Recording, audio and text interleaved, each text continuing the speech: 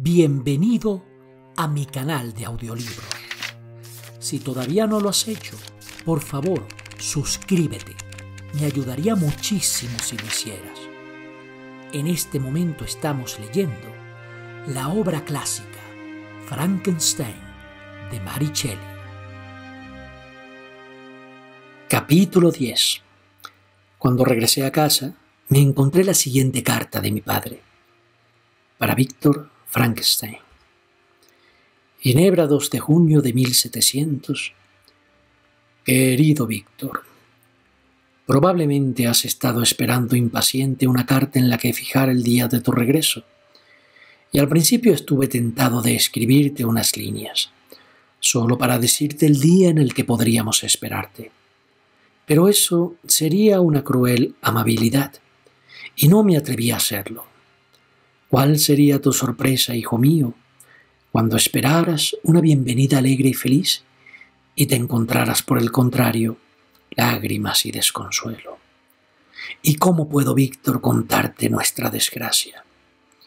La ausencia no puede haber endurecido tu corazón frente a nuestras alegrías y nuestras penas. ¿Y cómo puedo infligir dolor en mi hijo ausente? Quisiera prepararte para la dolorosa noticia, pero sé que es imposible. Ya sé que tu mirada estará buscando ahora en estas hojas las palabras que te revelarán las horribles noticias. William ha muerto. El encantador muchacho, cuyas sonrisas me encantaban y me animaban, aquel que era tan cariñoso y tan alegre, Víctor, ha sido asesinado. No intentaré consolarte. Simplemente te relataré las circunstancias de lo sucedido. El pasado jueves 28 de mayo, mi sobrina, tus 2 hermanos y yo fuimos a dar un paseo a Plain Palace. La tarde era cálida y tranquila, y prolongamos nuestro paseo más de lo normal. Ya casi había atardecido cuando decidimos regresar, y entonces descubrimos que Ernest y William, que se habían adelantado, habían desaparecido. Así que nos sentamos en un banco para esperar a que volvieran. Entonces vino Ernest y preguntó por su hermano. Dijo que había estado jugando con él y que William se había ido corriendo para esconderse, y que lo había estado buscando en vano, y que después había estado esperando mucho rato, pero no había vuelto. Esto nos asustó bastante y continuamos buscándolo hasta que cayó la noche. Entonces Elizabeth aventuró que tal vez podía haber regresado a casa, pero no estaba allí. Volvimos al lugar con antorchas, porque yo no podía vivir pensando que mi querido niño se había perdido y se había quedado en la intemperie, con la humedad y el rocío de la noche. Elizabeth también estaba angustiadísima.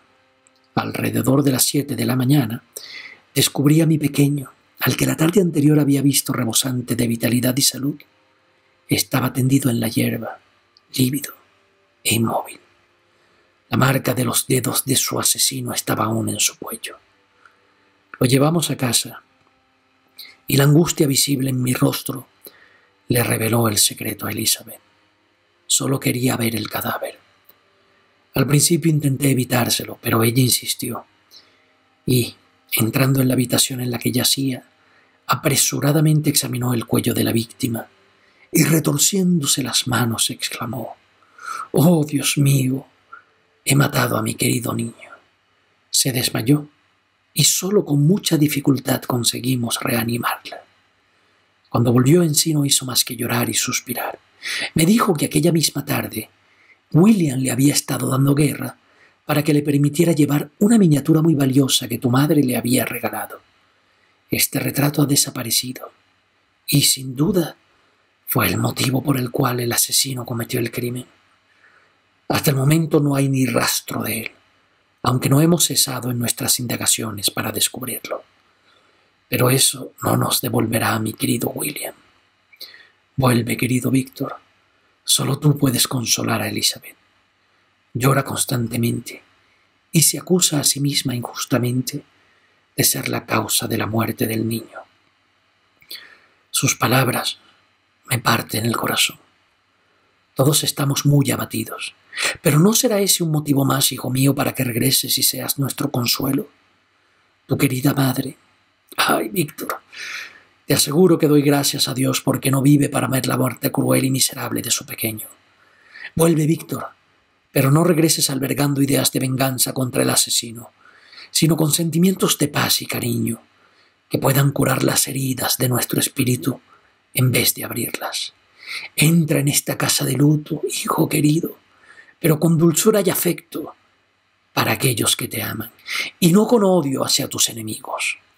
Tu desdichado padre que te quiere, Alphonse Frankenstein.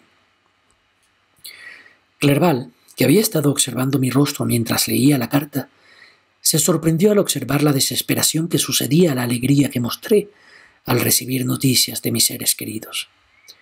Tiré la carta en la mesa y me cubrí el rostro con las manos. «Mi querido Frankenstein», exclamó Henry cuando me vio llorar con amargura, «¿es que siempre tienes que estar triste? Amigo mío, ¿qué ha ocurrido?» Le indiqué que cogiera la carta y la leyera, mientras yo iba de un lado a otro de la habitación, nervioso hasta la desesperación. Los ojos de Clerval también derramaron lágrimas cuando leyó el relato de mi desgracia. «No puedo consolarte de ningún modo, amigo mío», dijo. «Tu tragedia es irreparable. ¿Qué piensas hacer?»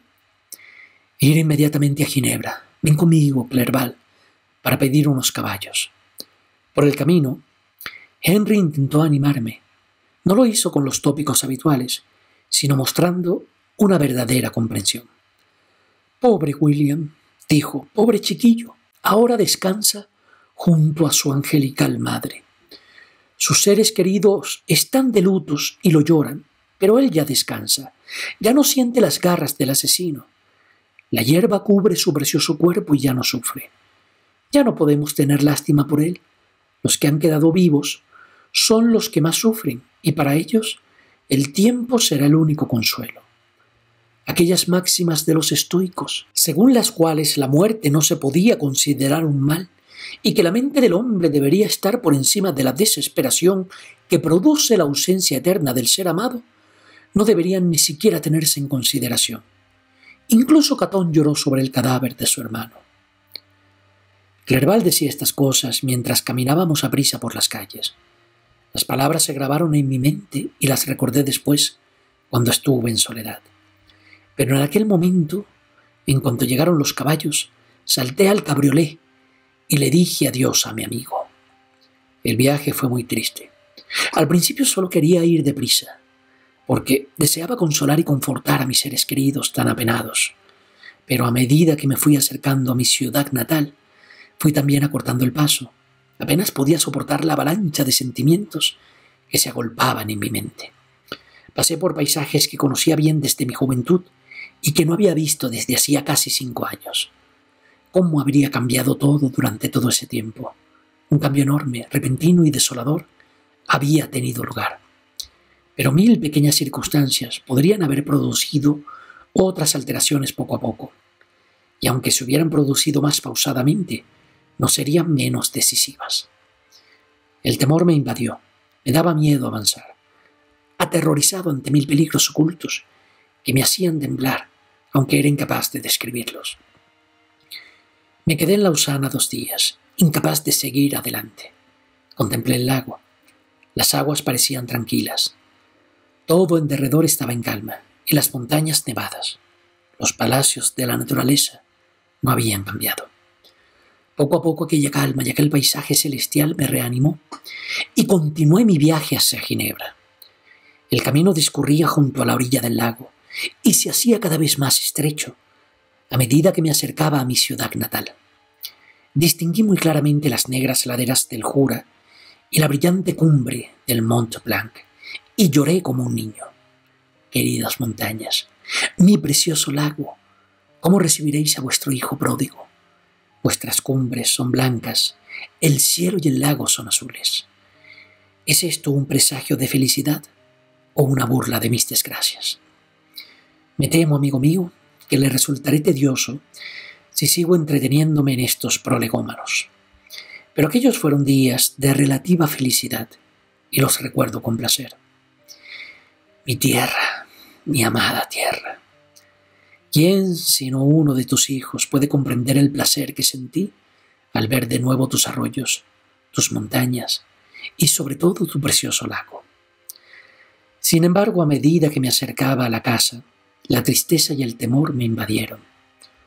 La noche se cerró a mi alrededor, y cuando apenas podía ver las oscuras montañas, mis sentimientos se tornaron más sombríos. Imaginé todos los peligros posibles y me convencí de que estaba destinado a convertirme en el más desdichado de todos los seres humanos. Dios mío, cuánta razón tenían mis presagios. Y solo me equivoqué en una única circunstancia, que en todas las desgracias que imaginé y temí, no pude ni siquiera sospechar ni la centésima parte de la angustia que el destino me obligaría a soportar.